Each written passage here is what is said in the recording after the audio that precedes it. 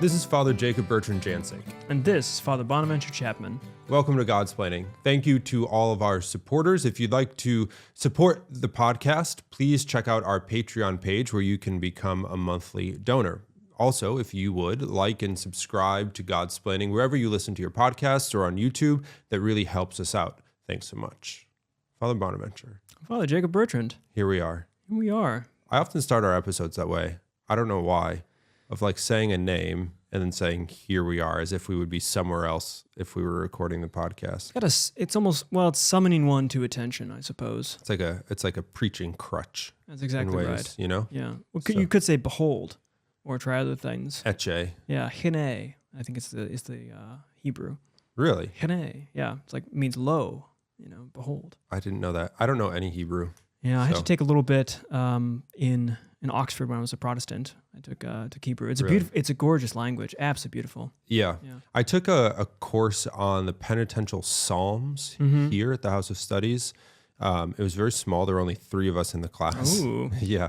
And we were supposed to at least begin to memorize the Hebrew alphabet. Aleph, Bet, Gimel, Dalet, Hey, Vav, Zayin, Het, Tet. Yeah, you don't have that. that's exactly. Yeah. That's it. Yeah. I probably have the first few letters down, but that's all right. I think I'll carry on without it. So. Well, it's a neat, and I learned when I did the Hebrew class, we did some of the grammar, but we started with an inductive method or something. So it was using a book where you just get thrown right into reading. Jonah is very easy because you get thrown right into reading Jonah and starting right away in Genesis. So you kind of hear the language first, and then you go back to the grammar. Yeah, and it's the kind of way that we learn our natural languges. I guess that's right. Yeah. So it gives you this. You speak before you read. Yeah, exactly. This before you figure out the grammar structures and all the endings and case endings. And it gives you like a false sense of confidence that you know Hebrew because I could read the book of Jonah a bit, but then when I grabbed Isaiah or something, I couldn't read it. But to read, because Hebrew goes right to left. Yeah. So to read it that way, also the fact that there are no consonants are all marked in. I mean, no vowels they're all marked in there. Yeah. Everything's a capital letter. You can see how translation of Hebrew and how if you look at a Hebrew, the Hebrew scriptures, and you have little footnote down there saying like it could be 1,000 or 5 or cheetahs, and you think, my gosh, how could it possibly? Those don't have anything to do with each other. But if you actually see the Hebrew and you just take out vowels and smash together, it is not at all clear what this is, and they're all put together. So, God bless translators, Father Steve Ryan and others, Father Jordan Schmidt, and anyone doing translation work in Hebrew. It is a tough work. Yeah, much easier than the Greek New Testament's easy compared to. Really? The Hebrew scriptures. But it's a poetic language. It's almost like Italian. It has this, when you hear it, it has this musical cadence to it, the rhythmic and it rhymes like Dante's, I think the Divine Comedy, I think all of it rhymes. Yeah. And you think, wow, how is that possible? But that's because we speak English. In Italian, everything, everything ends with an O or an A or something, so it's not that difficult that's right. to rhyme it. I'm not going to do it, but I was waiting to see if you were going to, but anyways, Hebrew, there you have it. A language to be learned, perhaps, but not one on this episode. No, nothing to do with this episode, but it's good enough. We can start there, and now we can move away. Right, but can you make the segue? Yes. Go for it. So talking about Hebrew is your fault, but the question that we're posing today is it the Pope's fault? Wow, nice work. At least with respect to Hebrew, the answer is no. That's right. But with respect to the rest, we're going to investigate. That's a good. That's what we're determining today. That's right, dear listeners. Dear listeners, is it the Pope's fault? Stay tuned, because in the next 26 minutes or so, we will have your answer. Yeah. But in all seriousness, the title of today's episode is it the Pope's fault?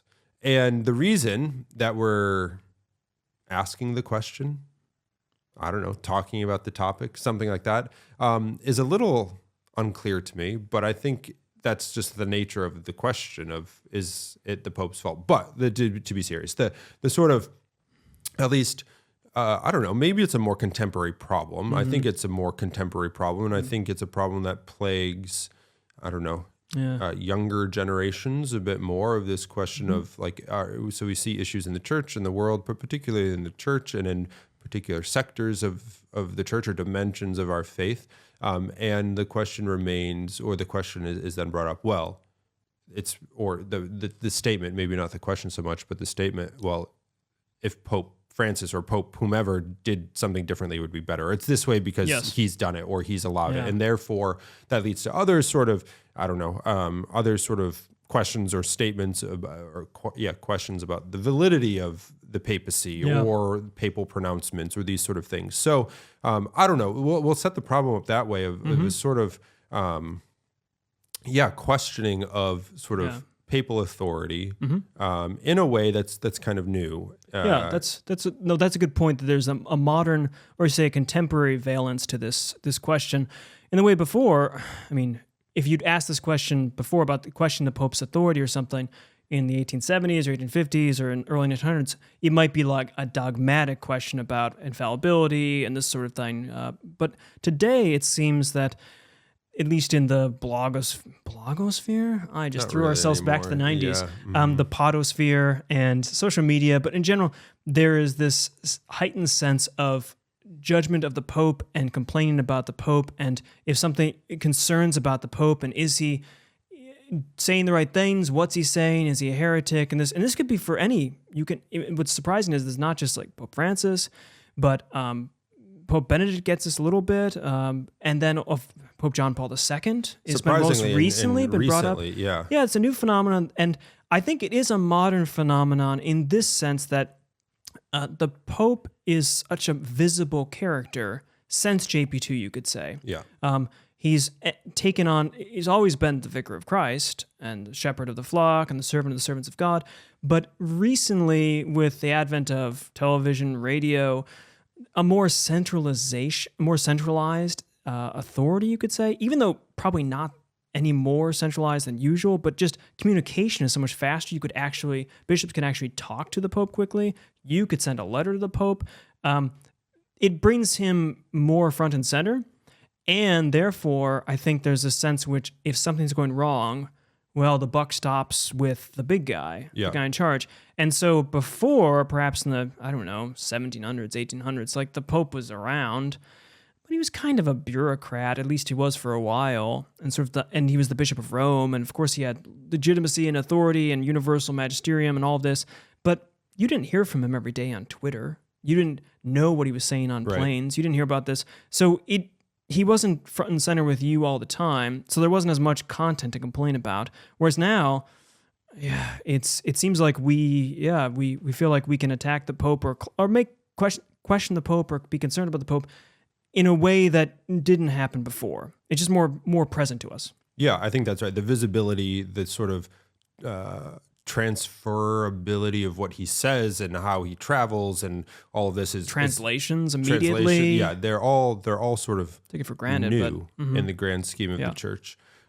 So it colors and changes the way that we react and interact with the Holy Father. But there's also the reality of that, like our mode of interaction with things in general has greatly changed. So as you mentioned, social media and these, like the immediacy of all of that, I think it becomes now whether or not like it's a question of whether or not we're addressing the question of a particular action or declaration of the Holy Father. This is set aside, but it becomes very easy to sort of become armchair critics of things we see immediately and treat like how we react to stupid but all secular things and our reaction to political things and apply that to things of the church and the faith. To use that same mode of interacting and reacting, which really isn't a sort of prudent kind of approach. Well, that's a good point.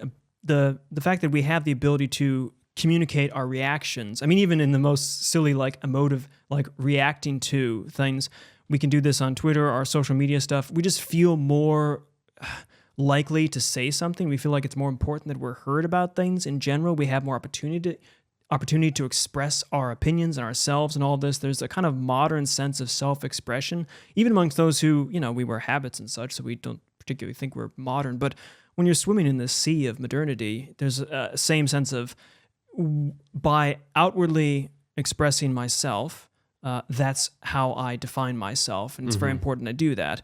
Whereas you might not have done that as much, and I think the imprudence is the question. As everyone knows, not everything that you think you should say, and yet we're encouraged by the world to say things, to get attention, to grab attention, to let people know we're there. And so there's this kind of push to react verbally to anything, because, it was just a tweet or it was just this. And there's this, we said, we protect ourselves with the amount of noise that we give out.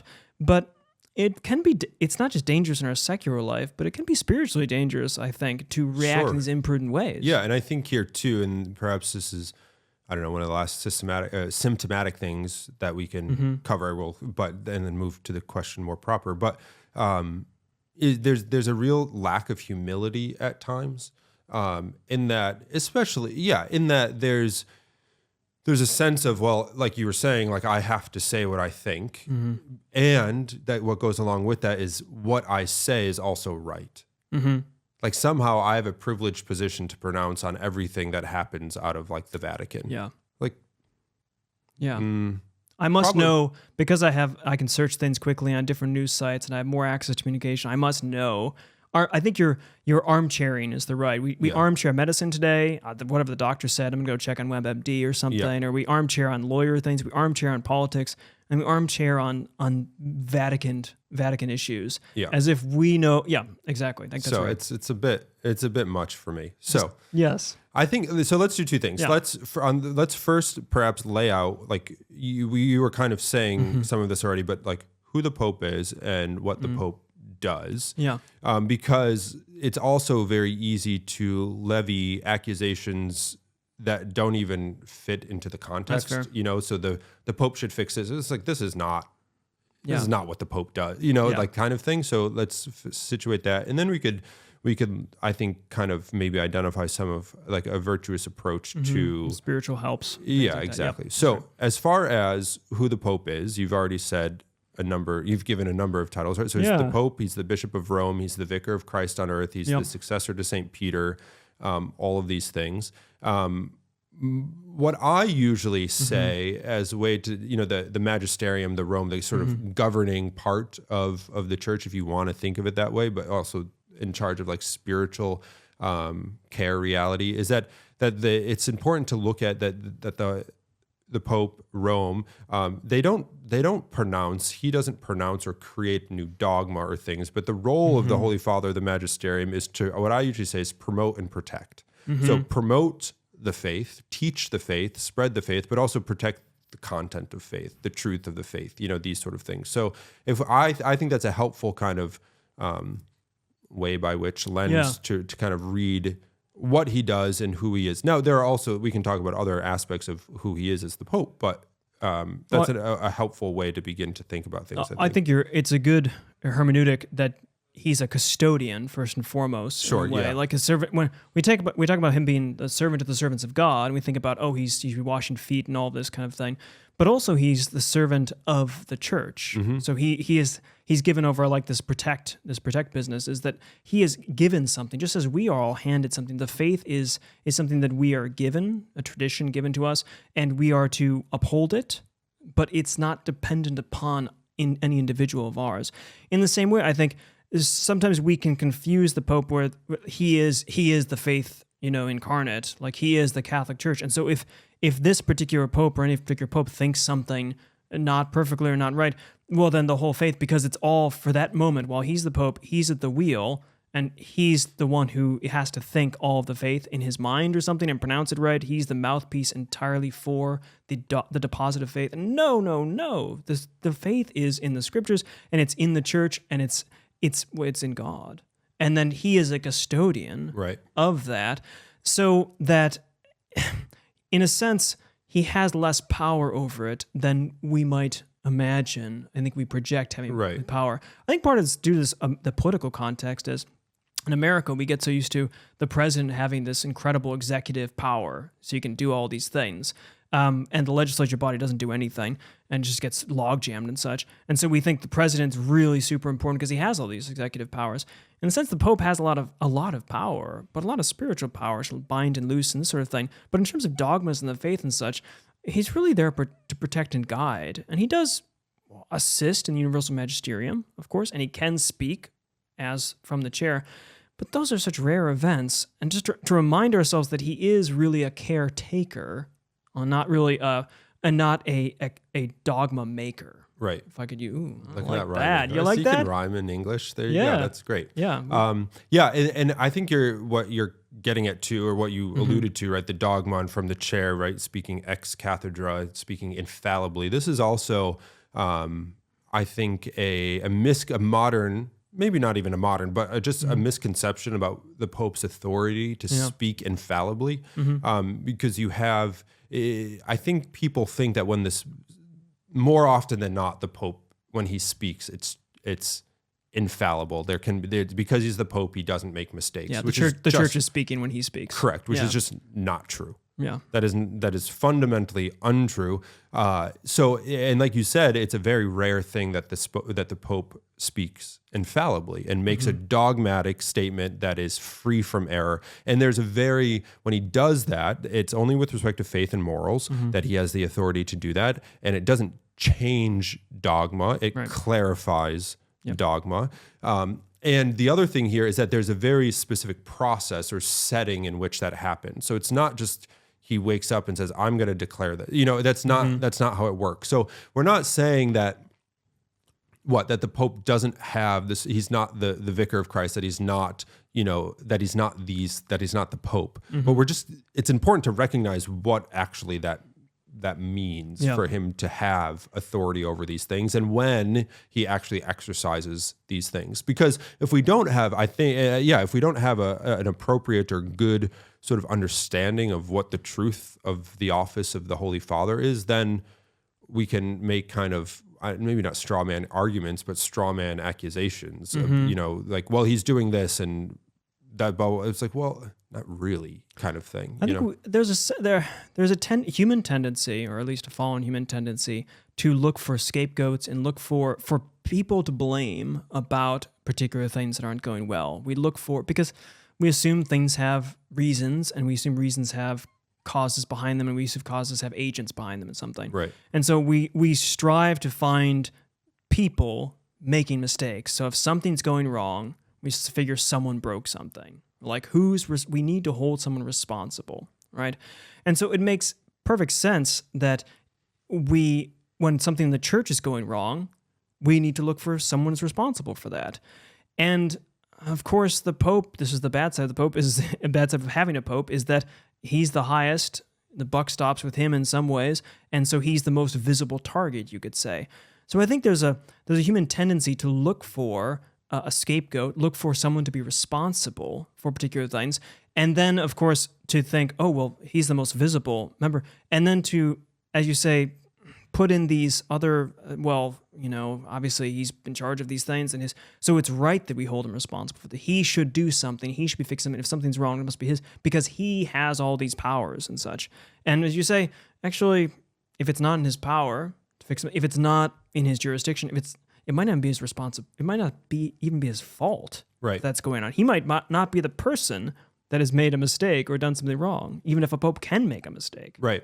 And I think here the principle of subsidiarity is a healthy way to sort of approach ecclesial or church authority, or how things are run in the church. And the principle of subsidiarity is that simply that if something can be governed or executed at a lower level, then it ought to be. Let the sort of lower, more like not grassroots, but what's a good word? They're more like a local kind of governance govern what it's supposed to govern. So by way of example, at a parish, a pastor is in charge of the parish. The Pope is not in charge of the parish. Now the Pope he has universal jurisdiction, right. So he is but generally 99.99% of the time, the Pope, the Holy Father, has no clue what's going on at a particular parish. How could he?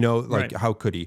And the same thing, like the bishop oversees his diocese and is entrusted with the diocese, not the Pope. Now, sometimes the Pope has to intervene. He names bishops and these sort of things, but what's governed at the diocesan level ought to be governed at the diocesan level. So these sort of things. So to expect the Holy Father in Rome to sort of have kind of like the eye of Sauron watching over everything and being able to be responsible for, that's just like, it's impossible. It's impossible and unrealistic. Yeah. Now, I do think we have to affirm, on the other hand, that there is personal responsibility with respect to the Holy Father. Right. And that as the Holy Father is in charge of, as he's a custodian, there was another word you used that I liked, a guardian, as he's in charge of promoting and protecting the faith, he is charged with being a custodian, a protector, a promoter of the faith, a guardian of the faith.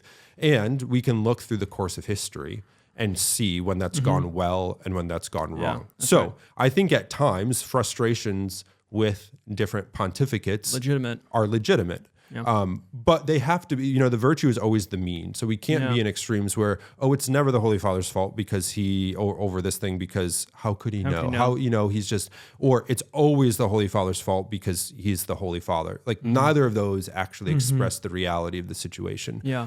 So we don't want to fall into either of those camps. Yeah. So like the question, is it the Pope's fault? Well, I think as we're continuing to talk about this, the answer always has to be, well, maybe.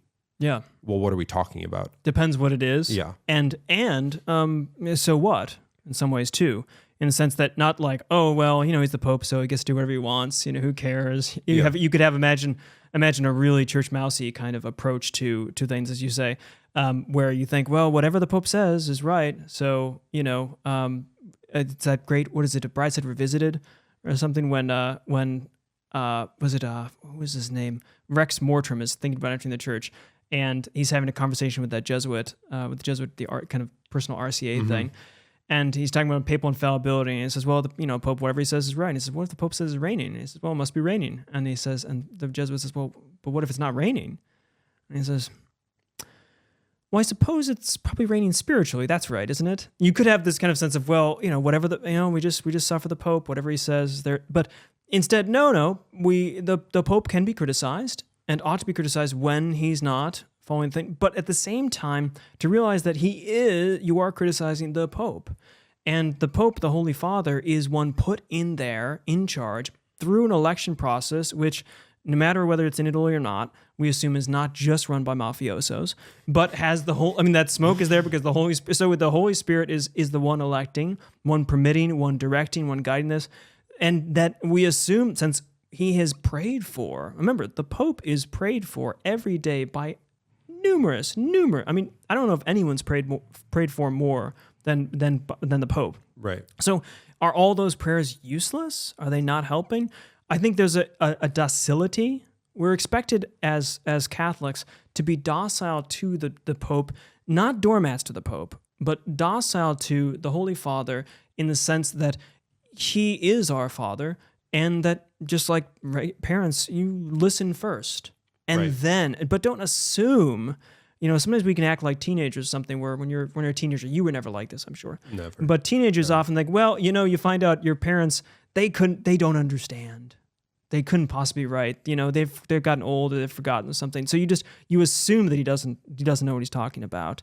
And I think we can get in this thing with the Pope too. We can act like adolescents to him, and we don't want to be children in the sense of whatever he says is right. Otherwise, if I say anything against the Holy Father, I'll be excommunicated. Nor adolescence, the other side of it, in the sense of everything he says, he doesn't understand. Everything he says is going to be wrong. No, we need maturity, which is a balance between understanding who he is, giving him the reverence, respect, and piety that's necessary, and also at the same time understanding his role and his authority in the proper context. Yeah. And so I think as you're saying, like the disposition is one of reverence to the Holy Father, but that does not exclude the recognition of error or weakness or mistake or those sort of things. But that ought not be the first approach. So in the few minutes we have left, perhaps offer a couple kind of practicals, helpful hints, right? I guess my biggest one in reacting to the Holy Father, having questions asked about whether it's this particular pontificate or others that have come under criticism. You mentioned this earlier, but is one of detachment. It's sort of like, so what? Like what am I to do? Yeah. I have no control over what the Holy Father says. I have no control over what he does. I pray for him at Mass. I pray for the Holy Father. But what am I charged with in my life? It is not sending out a tweet that's probably annoying at best. it's about pursuing holiness within the church. And the church, if there's need for reform, is not reformed by tweets, it's reformed by saints. And it's not reformed by those who run from the church, but those who invest in and continue to dive into the mystical body of the church, who pursue Christ, who pursue a sacramental life, who pursue a relationship with him that builds the body of the church. I mean, that's really what we're responsible for. Not sort of the armchair kind of stumbling block of bizarre kind of critique. And I think also there's maybe a helpful hint on my side. How I think about this is, if you don't particularly like someone, right, you have kind of two options. You can either figure out more reasons why you don't like that person, or you can pray for that person and not worry about it. And in the same way with the Pope, it's easy to find, I don't like this Pope or this pontificate or this sort of thing, and then to look up information about it, to find other people that you can also talk about. Hey, don't you don't like this guy either? Or like, can you believe he said this sort of thing? And generate this kind of a malicious, even if it's correct objectively, subjectively, now you're becoming a person focused on negativity when you can't do anything really about it other than pray. Instead, whenever you don't like someone or someone's done something wrong, oftentimes instead of dwelling on them and looking for more about them that you don't like, or finding, hey, you don't like that guy either, right? Remember this sort of thing he did? Just to pray for that person and let it go. And I think that's one of the ways we can deal with the Holy Father. If it's helpful for you to read his tweets and pay attention to him on a daily basis and what have you, and get Vatican news, fantastic. God wants you to grow in holiness with him. If you find yourself subjectively having a really hard time with it, turn it off and pray. Right. He's not asking you to comment, hey, what do you think about my Wednesday audience? He doesn't, he doesn't know that. What you are responsible for is the salvation of your soul and the salvation of the souls of those around you, that as you are given by Christ to assist them in this particular way, subsidiarity again. And you need all the tools you can get for that. You don't need Satan helping you to find ways to attack and work against someone when it's not necessary. Right. And the question too is sort of like, in whom do we place our trust? Is it in Christ and his bride, the church, or is it in the person of the Holy Father? And you sort of mentioned that earlier, when the Holy Father speaks, it is not the church speaking in that sort of sense, where just qua the Holy Father right, speaking. Exactly. He can do it. He can. But he doesn't right. He doesn't wear the mantle of he doesn't represent or instantiate the church all at every single moment of his life. Yeah. So I think your advice on the detachment, the sort of kind of, okay, let's actually assess what it is we're pursuing, what it is that we're spending our time and energy on, where it is that we're looking is really the fundamental key here. So is it the Pope's fault? Depends what you're talking about. Maybe sometimes, sure. We can look at the course of history and say, or even the course of present day history and say, there are some issues that obviously this has caused contention or might not be the best decision for this time and place, or it very well could be. So is it the Pope's fault? Maybe. Yeah. Maybe not. Yeah. But so what? So what? Amen. Okay. I think we've done well. And that'll be that. All right. Cool. Thanks so much for tuning in to this episode of Godsplaining, and thanks to all of our supporters. If you'd like to contribute to the project, please check out our Patreon page and consider becoming a monthly donor. Give us a review, 5-star review, subscribe to the podcast wherever you listen to your podcasts or on YouTube. Check out our website for news on upcoming events and merchandise. And as always, keep us in your prayers. We're praying for you. And until next time, God bless.